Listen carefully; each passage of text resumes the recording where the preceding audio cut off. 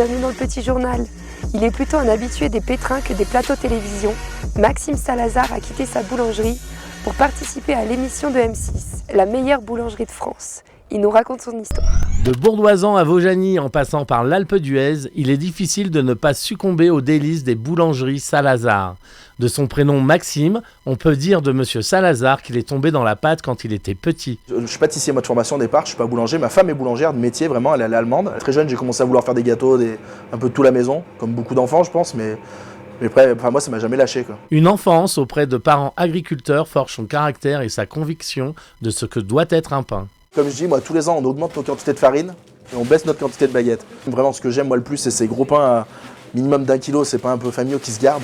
Les gros pains ça se garde très longtemps, puis on a des meilleures fermentations. Après ça c'est plus histoire de goût, des levains qui se développent, des arômes. Tradition mais aussi innovation. Sans cesse à la recherche de nouveautés, la boulangerie fait le buzz sur les réseaux avec une baguette un peu spéciale. Il nous restait de langue de sèche dans un pot. Et je suis vas-y, mets dans le pétrin, on va faire 10 kilos de pâtes, ça ira bien.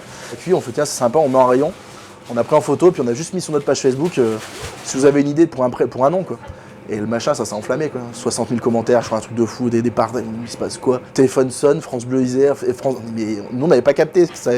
La baguette trouvera un nom, la Black Hazard. Le téléphone, lui, continuera de sonner et cette fois ce sera la meilleure boulangerie de France de M6 au bout du fil. Ils nous ont demandé si on voulait participer, nous on a dit oui, on a préparé le dossier, on l'a renvoyé et pas trop de nouvelles. Plus de nouvelles. Et ils nous ont rappelé un jour, ils ont dit on arrive dans 15 jours.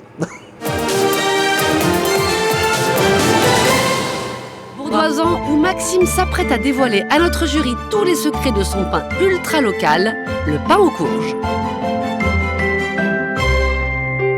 Maxime, pourquoi vous décidez de nous présenter ce produit? On a voulu vous présenter ce pain parce qu'on continue à faire un petit jardin derrière, dans lequel on fait pousser essentiellement des courges. L'émission gourmande de M6 parcourt les routes à la recherche des meilleurs artisans boulangers de France et les soumet au jury. Il y a plusieurs notes, il y a une note sur le magasin, donc ils rentrent comme normal, comme on voit à la télé.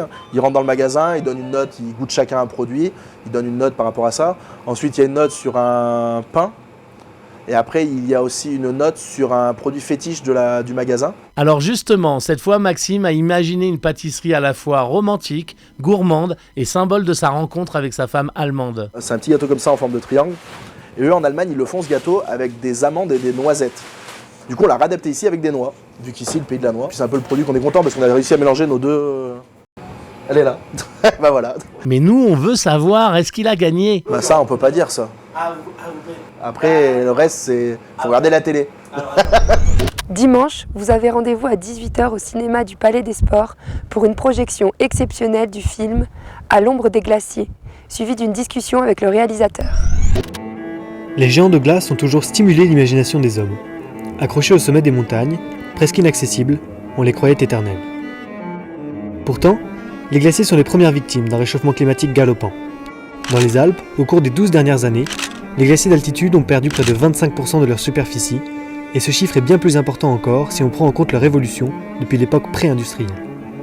Cette fonte accélérée n'implique pas seulement la disparition d'un patrimoine naturel exceptionnel, mais également une cascade de conséquences aux nombreuses facettes. Nous sommes Mathieu, Clément et Guillaume, 3 étudiants en ingénierie environnementale à AgroParisTech, et durant notre année de césure, nous nous lançons dans le projet À l'ombre des glaciers alpins.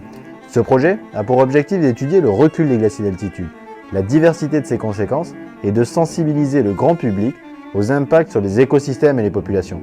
Durant les prochains mois, nous allons travailler avec plusieurs équipes de glaciologues, en France, en Suisse et en Autriche. Lors de notre cheminement le long de l'arc alpin, du printemps à la fin de l'été, nous réaliserons plusieurs traversées ou ascensions des massifs glaciaires emblématiques des Alpes. Que ce soit celui des Écrins, de la Vanoise, du Mont Blanc ou encore de l'Oberland bernois. Pour nous déplacer dans les Alpes pendant les 5 prochains mois, nous emprunterons les moyens de transport les moins carbonés possibles. Par notre travail scientifique et nos expéditions, nous cherchons à toucher et à sensibiliser la plus large communauté possible aux enjeux liés à la fonte des glaciers. Le reportage sera à ce titre l'aboutissement de notre travail pour cette expédition 2021. Le projet vise donc à faire le pont entre le monde scientifique et le grand public. Nous espérons que dans les 5 prochains mois, vous prendrez plaisir à suivre nos aventures et que vous pourrez en apprendre plus sur les glaciers. Les glaciers rendent visible l'invisible. En fait, le changement climatique est invisible, le changement de température est invisible et même finalement on n'est même pas sensible à ça, nous les hommes. L'intérêt des glaciers, c'est que ce sont des indicateurs du climat qui sont formidables parce qu'ils réagissent très fortement à l'évolution du climat.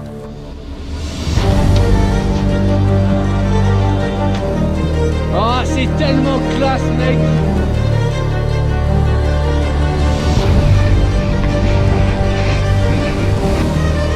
Pas possible, là. C'est tellement pur, c'est tellement beau, c'est tellement fragile qu'il voilà, il faut faire quelque chose, quoi. Bravo les gars!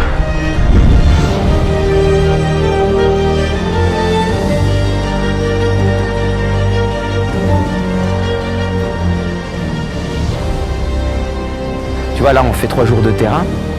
Ouais, à la fin du siècle, il n'y a pas de terrain, quoi. C'est quelque chose, quand même. À bientôt dans un prochain petit journal.